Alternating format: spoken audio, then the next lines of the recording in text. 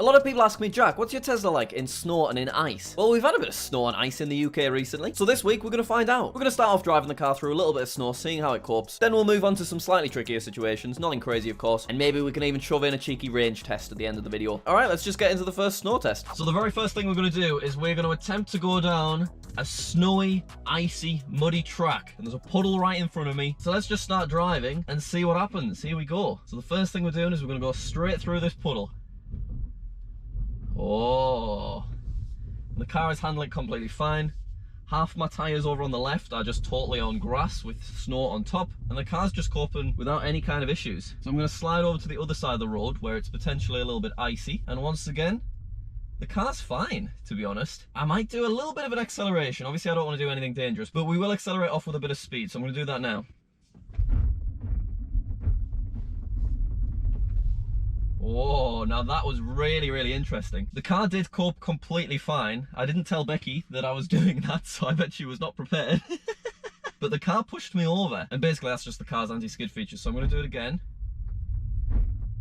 You can hear those noises. That's just the wheels correcting themselves when they're sensing that they're about to skid. So now we're on the thick snow muddy bit rather than the icy bit to my right, and I'm just going to see how the car gets on.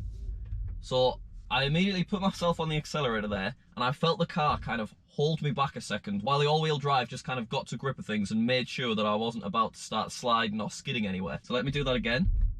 Yeah, it's doing it again. It's probably really difficult to show, but you can see that I just do a slight little oh, and then the car makes sure it's fine and it starts traveling forwards. So we're going to do that again.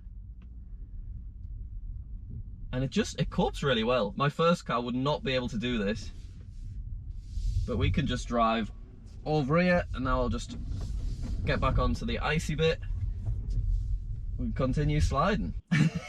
Poor Becky's just sliding everywhere. Okay, we're just going to reverse in a straight line, see how it gets on. It's totally fine. We've not ran Becky over yet, so that's all good. And now we'll try going forwards again. I'll go slowly, just in case the car does slide to the right and kills my girlfriend. Yeah, no issues there. The car does cope really well on the snow, and it is nice to feel it like hold back for a second, because the car is just basically making sure that you're not about to have an accident, and that is really reassuring to know. Alright, now what I'm going to do is I'm just going to do a big U-turn at the end of this snowy road. There's a big icy puddle over there, so I'm going to dive right into it. Okay. Wish me luck, Becky. Alright, so you see that puddle? We're going right for it. And let's hear what the car does. We can hear lots of rumbling, but no kind of sliding or anything like that. And I'm going to spin around, and I'm going to go into reverse, and we're going to see how the car copes with that. Yeah, it's totally fine. It's coping really well. I'm going to go cautiously here while Becky's in front of us.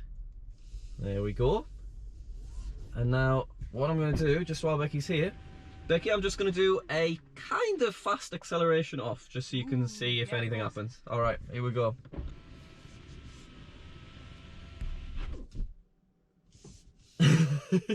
Alright, not too fast, but here we go. Yeah, there we go. So we've got up to 8 miles an hour, and you could feel the car holding back initially until it kind of got a grip of the road in front of it, and then it started accelerating. And it did that all automatically. I'm not pressing anything different to normal right now. Just to demonstrate exactly how icy it is right now, Becky has been sliding around all over. Show us your feet, Becky. Look at that.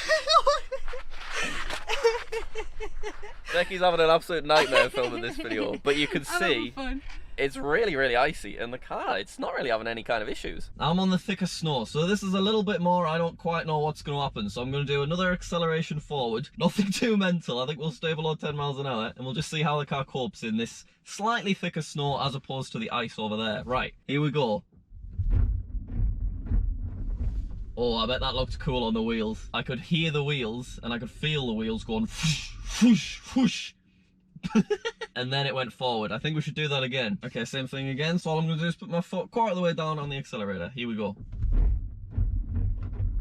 And now it's away.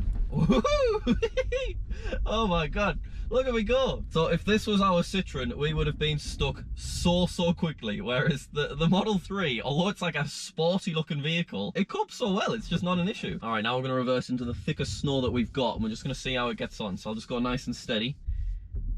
Oh, the car's struggling a bit.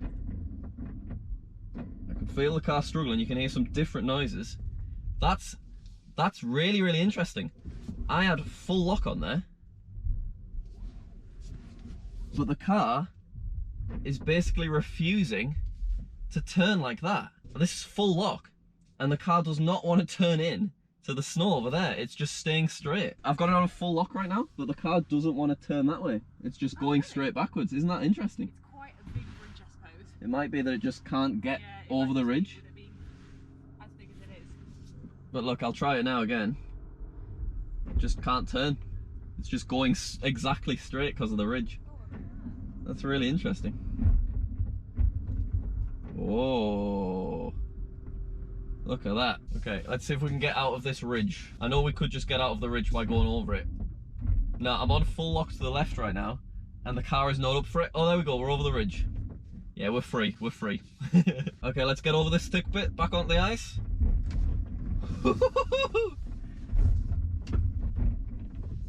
Totally fine. There we go. See, it feels like we're in like a 4x4, but we're not. We're in a Model 3 that can do 0 to 60 in 4 seconds. Teslas are just such amazing, practical, all-round vehicles. Oh, we've got a bit of a bump in front of us, so let's just go straight through it. There's the bump, and we're on the ice, and it's just coping really well. It's fine. It's not having any issues.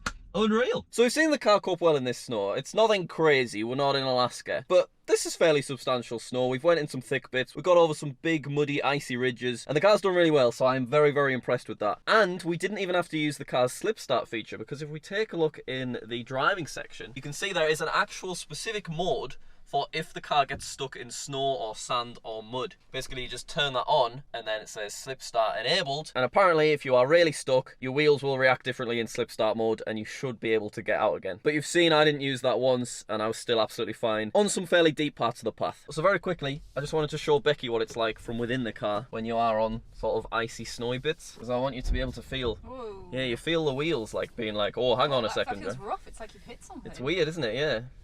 And then I'll do a very small acceleration as well. Oh, yeah. Isn't that weird?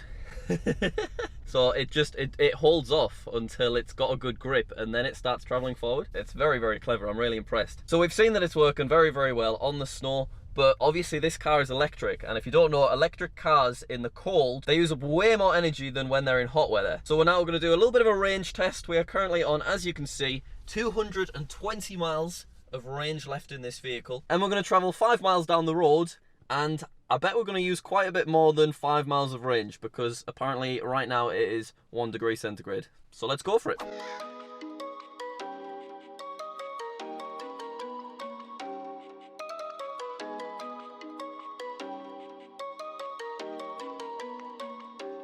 Here we are exactly 5 miles later, and we've gone from 219 miles, because it was 219 by the time we set off, and we're now on 209 miles. So basically that's 5 miles travelled using 10 miles of range, and that's when it's like 2 to 3 degrees outside. A few weeks ago it was -3 and a little snowy snowflake popped up on the screen, and that's when you know that the car's really struggling, and it was just using range so quick. So in the UK obviously that's fine because it's not freezing cold that often, whereas if you're somewhere like Canada or Alaska that in the winter has really cold weather, you could have difficulties with range if you were to purchase an electric vehicle. So it is something to think about. But that's the end of the video. I thought that was quite interesting. I really loved seeing the car take on the snow and the ice. I'm really impressed with how it performed, and it makes me feel pretty confident that if we do ever get into any sticky situations, hopefully the car will cope okay. Thank you very much for watching. Make sure to subscribe to this channel. Any questions that we could maybe answer in the comments, let us know, and we'll see you next Saturday for another video.